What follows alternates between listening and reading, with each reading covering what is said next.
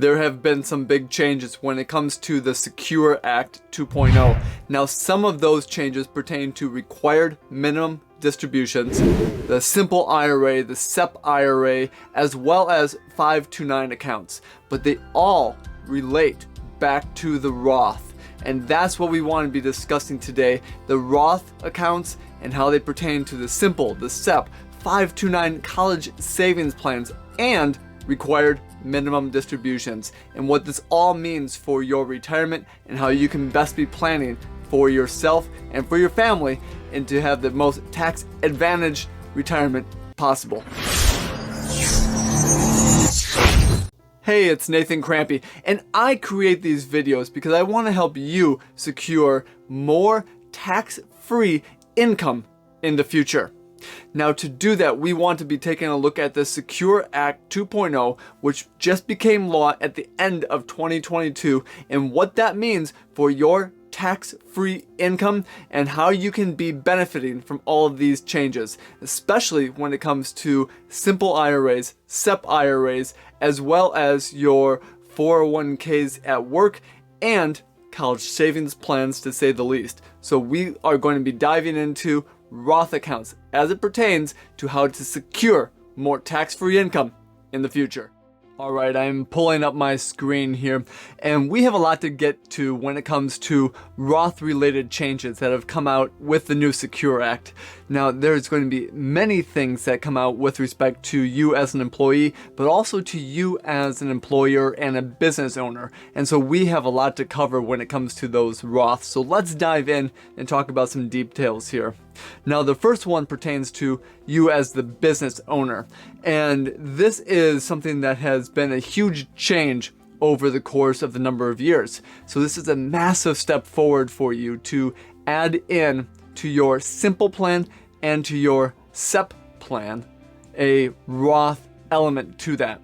So if you remember back to these types of plans, the simple IRA has been a very good kind of starting point for you as a business owner to be putting money away for your employees, but also have them have the ability to contribute on their own right as well.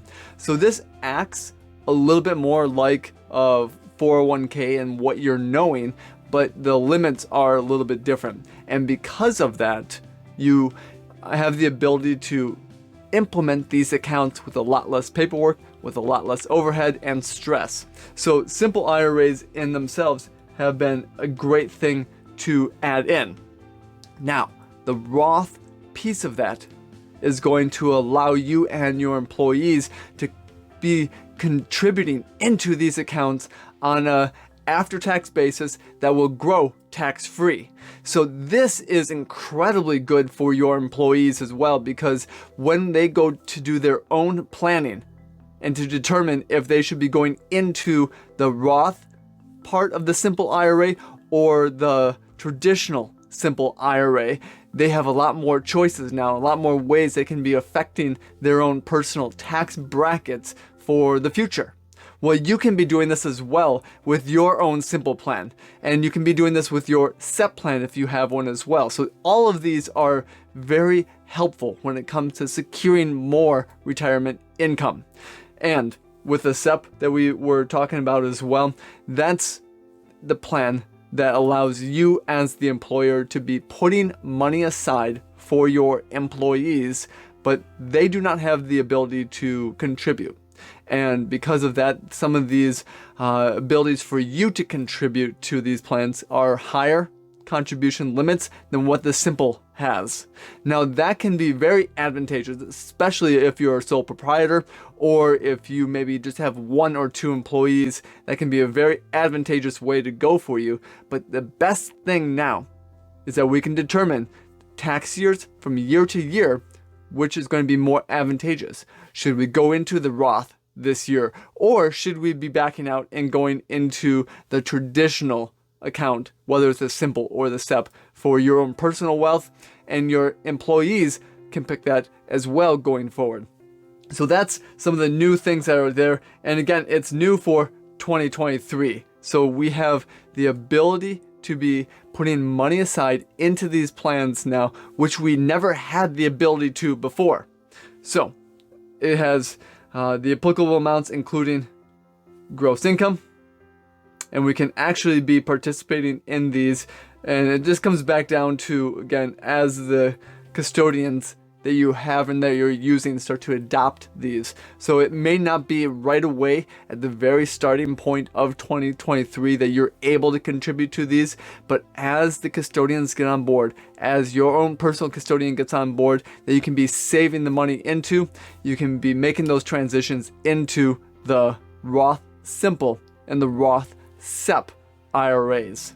Now, obviously, if for whatever reason your custodian is going to be unwilling to add those into your plans, maybe for some of the reasons that they don't want to be contributing to those in the custodian level, it may be worth it for you to look around for new custodians as well. So just keep that in mind, that some may decide they don't want to participate in this even though it is law, and that allows you the flexibility, the freedoms to make some choices as well to your simple and your SEP. So keep that in mind for the business owners. As we are growing more and more, we can be putting money away into plans that will be tax-free in retirement. Okay, well, let's talk about the reasons why we want to do this. You see, it's not enough to take a look, just say, let's put money aside into these plans. The reason why we want to be doing this is because we can provide more tax-free income in the future. So if we take a look here, this is really where we're at. And as we have working income here, we're going to be putting money aside and our tax brackets are going to be going up in retirement. Well, we're going to be having a possibly, and for some of you, there may be a tax cliff that starts to happen when you decide that you want to stop working. And depending on when we take different streams of income, whether it's Social Security, whether you have a pension coming in, or maybe a cash balance plan that you've created for your own right, all of those can kick in different time periods for you. Well, that's going to be a great opportunity for planning. And so this stage right here, when we have the brackets that we are lowering your tax brackets, we can do a lot of planning when it comes to how to change money from a higher tax bracket element, say like a 401k or traditional SEP or simple, and we can be maneuvering them going into more Roth type of plans as well. So that's a great ability that we have here. And then the whole idea is that as we start adding in more streams of income, obviously we'll have tax brackets that go up because of the fact that we have different sources of income starting to kick in. So what we can be doing is planning for these times.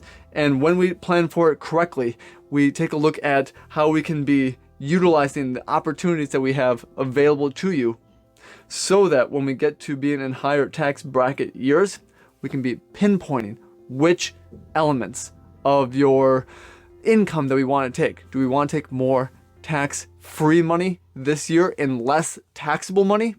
Or do we want to take from your tax-deferred buckets, like your traditional accounts, traditional IRAs, traditional 401ks, simple SEPs, things like that? That's the reason why we look into this.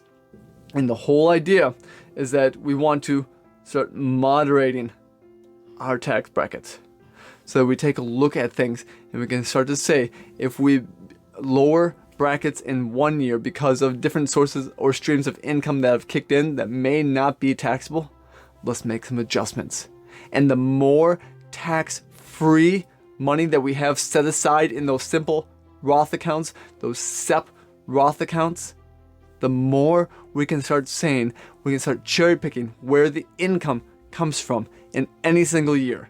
And that's going to be very, very beneficial to how you plan for your retirement income and tax brackets in the future. Okay, well, that's the reason why we do some of those things. Well, let's back off here and let's start saying how we can, we smooth them out here, but let's start backing off. Let's start talking about some other elements that have come out that are going to be very advantageous as well. Well, the first thing comes down to required minimum distributions, and the nice aspect here is that we've had an increase of the age which you need to take out required minimum distributions from 72 up to 73. And if you do not turn 73 before 2033, it will going to raise again to the age 75. So now we have some time to plan for these required minimum distributions. Now what that's going to look like then is, if we can plan correctly, we can start doing Roth conversions along the way. And if we go back to what we were talking about here, the operative word is smoothing out our tax liability. That way we don't have huge spikes in one year and we don't have huge downfalls in another. And we start smoothing that out over time, we can actually start to save in taxes. That's the opportunity here. And when we talk about required minimum distributions, if we can postpone that, well, now we can afford ourselves the opportunity to make some small adjustments along the way, say from your early 60s all the way into your early 70s, on how we can be converting money and setting aside for them. But there's one other element here that is huge benefits for your Roth 401ks, Roth 403bs, those types of accounts. And that comes back down to the fact that the required minimum distribution has been eliminated for those accounts. You see, it has never been in place for a Roth IRA, the required minimum distributions. But when it came to your Roth 401ks, Roth 403bs, you've had the ability to basically take out those required minimum distributions. Well, when you turn 70 and a half, now it was 72 with the new tax laws. But with the new Secure Act 2.0, they eliminated the need to take out required minimum distributions with the Roth accounts. So let me say that again. You do not need to take out money as part of your required minimum distributions inside your Roth IRA accounts. That's the change here. So what that means is that money can be postponed and you having to take that. So if you're not in a tax year that is going to be advantageous for you to take from your Roth accounts, then we can postpone that and we do not need to take a required minimum distribution. So great news there, great elements for you to be considering. Again, this is all an element in the aspect of how you can be smoothing out your tax liability, and you may even be able to save hundreds of thousands of dollars over the course of your lifetime with respect to tax savings, just by making these small tweaks and changes to your overall wealth plan right now. So that's what is very advantageous about this. Well, let's go into one more detail here when it comes to brand new laws as it pertains to Roth accounts.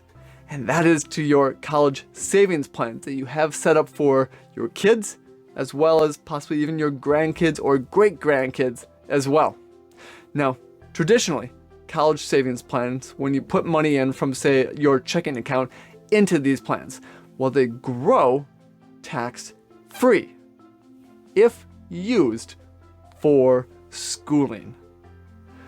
That's a great element to them. So we have you set up as the owner for the beneficiary of, or the benefit of one of your children, great-grandchildren, something like that. But there's possibilities here that maybe they get great scholarships, full rides, or maybe they join the army. So they don't need to have this money that you have set aside. Now, basically the wonder is what to do with that money. And up to this point, basically the going thesis was that you could just transition that beneficiary to another child that is going to go to school. So you can put more money away for them. Or if no one wants to use it, you can basically surrender that college savings plan, and then you have the ability to take a small penalty, but you can be using it again. But yes, that seems really risky and hard when it comes to paying all of those taxes on things that you were not anticipating doing. So what is a great strategy from here with the new tax laws is that instead of surrendering those accounts or changing the beneficiaries, especially if you want to make sure that each one has the same money set aside for them.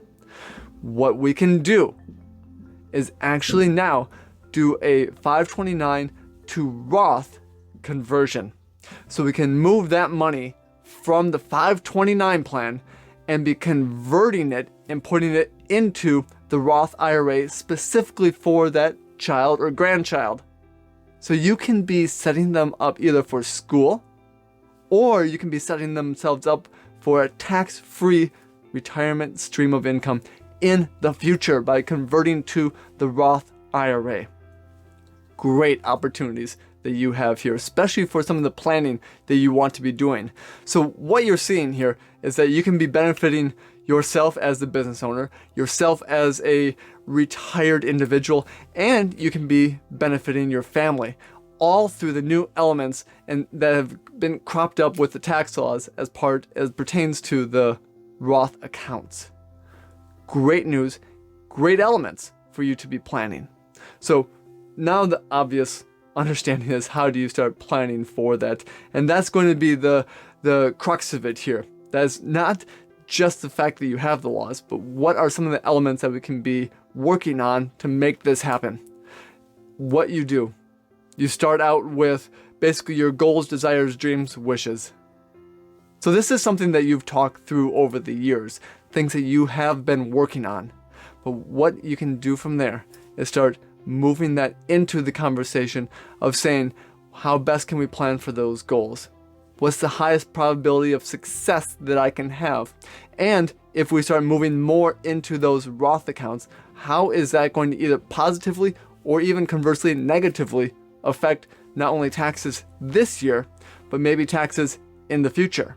And if we can start to smooth out those tax liabilities that you have, as well as what you're going to be gifting for your children and your great-grandchildren, now you have options. Now you have the great strategies. And that all comes back down to your own personal wealth plan and how you can be planning correctly for the future. Because you've made it this far, I want to celebrate you. You see, most people start thinking about and planning for their wealth plan, but they don't finish, and they never actually take the steps to do the work necessary to secure more Roth and tax-free income streams in the future. But since you are different, I want to offer you a special one-on-one consultation where we can be talking about your overall wealth plan, how you can be working to correct any gaps that exist, and to set yourself and your family up for the future in a correct path that's going to benefit you, your family, and your community.